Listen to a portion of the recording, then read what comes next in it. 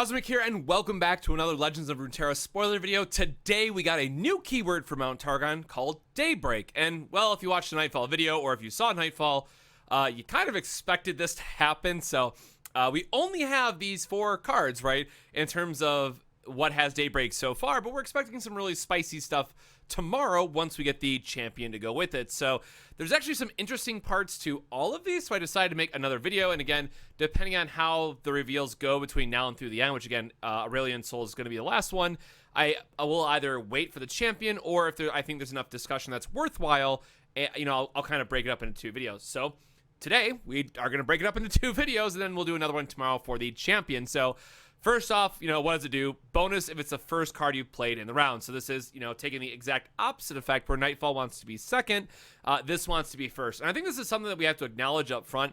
Obviously, it's way too early to say one way or another, but obviously there is some kind of interesting synergy there where if you have a cheap Daybreak unit that you want to play, it then can also enable Nightfall in the same turn. So you have this kind of going with them together. We can have both a Daybreak and Nightfall deck, depending on how it all lines up.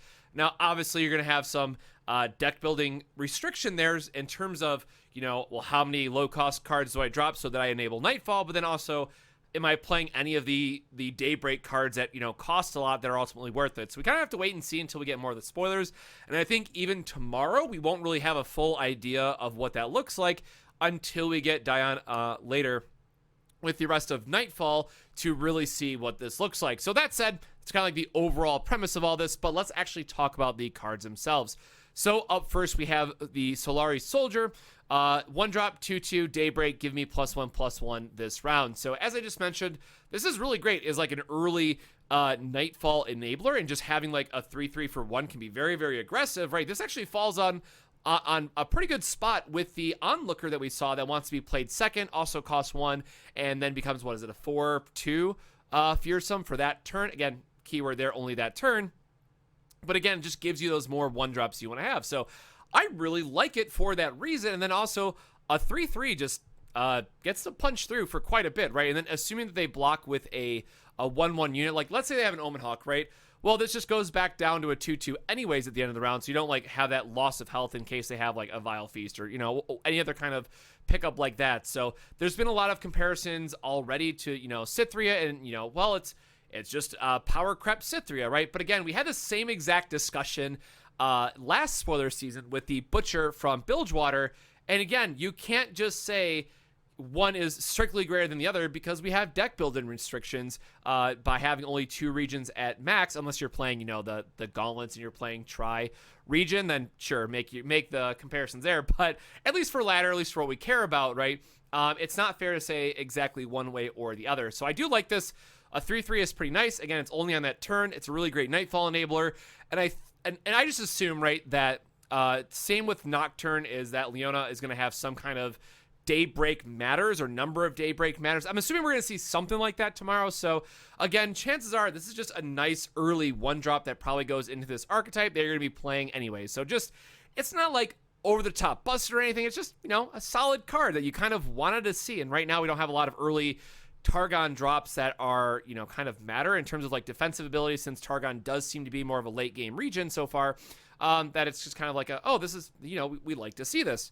Moving on from there, and also kind of the same exact principle is Shield Breaker. So it's a 2-drop. So again, it's nice that we see these now early turn plays that are available to us, because in a way it works with Nightfall. And again, if these cards are making the cut, we have to wait till the full spoiler. But a 2-drop that becomes a 3/6 for the turn is pretty bloody good. And I like this for 2 reasons. So one, now again, the downside is it has Daybreak, so you have to play it first. I like it for 2 reasons. So it has 3 attack, which is absolutely massive early game, just to make sure you're breaking through your units. But this is both an offensive and defensive card, right? So offensively speaking, it has 3 attacks, so it's a good amount of damage on turn 2. And then also, if you're on the defense, it just becomes a huge damage soak for when you really need it to, right? Like 6 HP is a ton. And especially if they're going to, like, let's just say they drop like a Misfortune, or they play something like turn 4. You can play this as a response, have a huge damage soak, and then still have spell mana or other mana in general to do something on top of that. So it just really gives you that flexibility in it. And at least, which one do I like more for, Solari Soldier versus Shield Breaker, or Shield Bearer, excuse me. I really love Shield Bearer by comparison. Again, keeping in mind that I like more defensive decks, and especially more mid-range strategies, where this is exactly what we wanted to see. So again, this comes down to, yes, it's a 2 cost, which then is really great, again, for those Nightfall cards that want to be played early, but how much are we really going to be, double dipping in both Daybreak and Nightfall? We're going to have to wait to see how the set sort of shakes out, but I really do like, these first couple spoilers. And I will say, at the surface level, again, Daybreak is like, all right, well, whatever, it's the first card you play per turn. There's not much, decision tree that you have to make if you have 2 cards. Let's say you're on mana 5, you have Ravon, which we'll talk about in a minute, and like a Hearthguard, assuming that like you want to actually have the day effect. It's like, well, I just play Ravon every time because the Daybreak is going to be better turn over turn than the Hearthguard if I know I have another Daybreaker in my hand I want to play on 6, like Sun Guardian, right? So we're going to have to see how this all shakes out, but it is just kind of big body stats, but I think there's going to be other interesting stuff from Targon where hopefully the turns will be a little bit more dynamic, where you really are starting to have a pro and con versus playing a card first, where it's not just Nightfall that you have a benefit because you want to play a different card that turn, but maybe there's a spell that works out really well with it. So we have to see, where that value goes turn after turn and kind of what other cards we're playing on mana 5 and mana 6. So going on from there, Sun Guardian. And this is the one I kind of wanted to talk about just a bit more because there was a lot of a lot of trash talk going on about this card. So, up front, I do want to acknowledge that at 6 mana, it is pretty expensive. So it's a 4/3 base stats, but then with Daybreak, so again, you're playing it first. So obviously, like on turn 6, you want to display this. You're giving it +4/+4. So it becomes a 8/7, which on turn 6 is just going to absolutely smash whatever your opponent's playing, right? And it has Overwhelm, and we know how strong just having that free Overwhelm is on top of that. And then I want to take this one step further. So I think Sun Guardian is just like fine, like just okay, and I think it's going to be very strong because it has Overwhelm. But you need to realize what else Mount Targon has, and I have these 2 other examples up top with Bastion, so give an ally Spell Shield. So remember, they're not just going to be able to Vengeance this or something because you do have an answer for it when needed. And then Blessing of Targon, right? We have ways to make sure that this card is getting pumped turn after turn after turn because Tark is in the same region. So, like, this is one of those good things that, you might be thinking about this archetype. You might be thinking like, oh, well, we played Daybreak. It's cool for that one attack. And then it drops down to like, a 4/2. Because let's just say that it took a bit of damage, right? So it's a 4/2 Overwhelm after that. Well, first off, 4 attack is still pretty bloody good, all things considered. But then we have other ways to make sure that we're either healing it, right? We're increasing its max HP, where it can just attack through again. So I'm not saying that this is going to be like a 3 of any time soon unless someone finds a super aggressive shell where you always want this card on 6. But I think it's absolutely insane for Mount Targon because this is everything in the region that we want to see, right? Like this is a big unit, free Overwhelm. We have all these grant effects. So again, it's a permanent buff that this just screams, in my opinion, find the best cards to support this and just run away with the game with it. Because once you get through that initial, big stat boost, it's still going to stick around and it has that Overwhelm, which is, one of the best keywords to see that you want to put stats on, right? If you think back to the Tark video that I did, or Tark spoilers, I think in general, because those, the gems came first, we always talked about, like, we just need something to put stats on. And at that time, everyone was like, elusives, because that's kind of a given.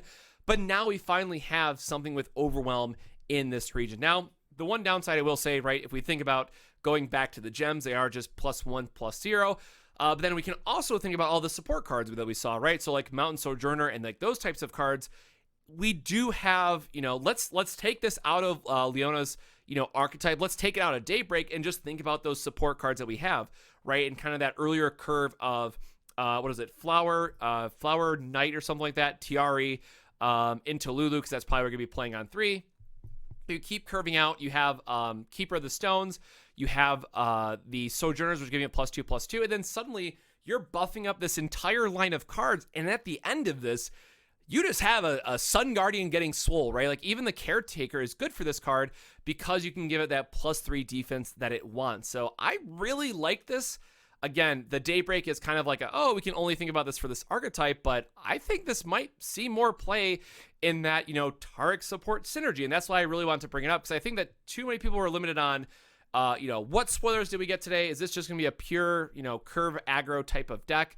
Or I guess it's technically more mid-range, right? Because you're going to have some kind of buffs that you want to play in Targon. But I think Sun Guardian has so much more to offer if you just look at what else is in the region. So we kind of got blinded, by these new shiny spoilers, but there's actually other stuff to get excited about that's still in Mount Targon. So at least for now, that's where I'm hedging my bets, but we'll have to, again, wait and see where the rest of it goes.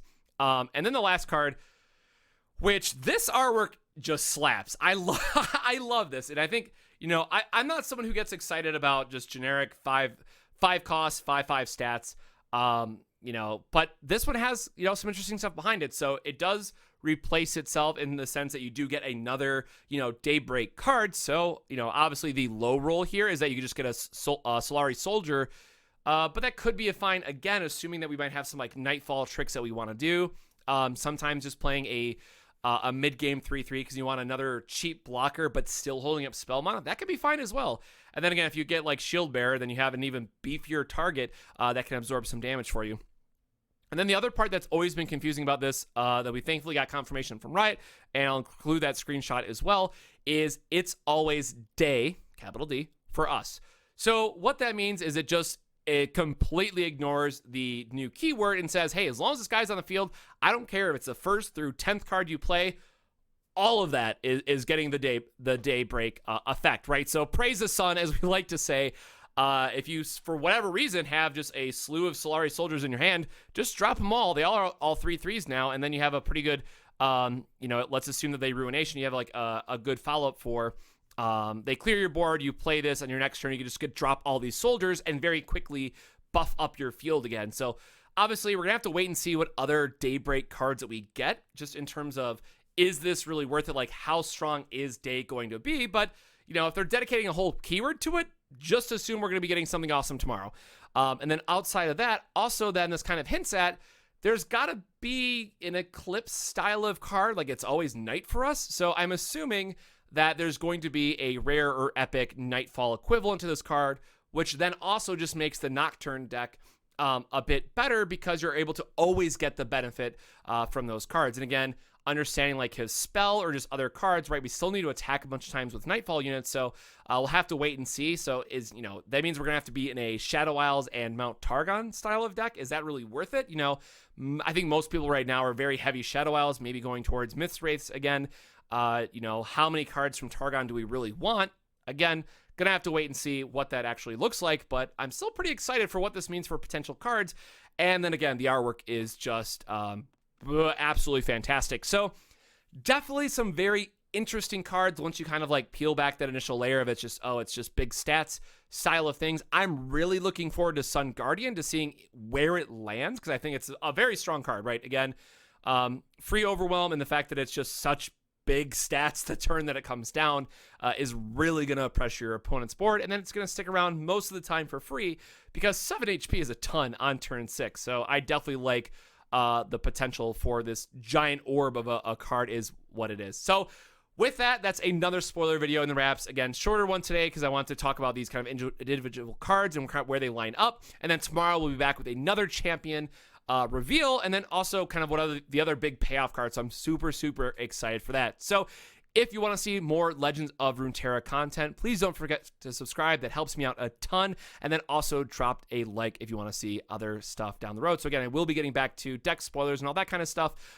once we're done with this season and we actually have new set 3 cards. But again, Aurelion Sol is where I'm going to be starting. So the ramp guys got to play the ramp deck, right? We'll have to wait and see what the effect does. But I would bet very, very good money that he's going to cost either 9 or 10. Have to wait and see. So what did you think about Daybreak? Are you happy that we have this like first card matters style of mechanic, or do you think it's just kind of meh right now? We have to wait for tomorrow. Let me know in the comments below. But other than that, I hope you all have a wonderful rest of your day. Drink your water, stay safe, and I'll see you next time. Cheers.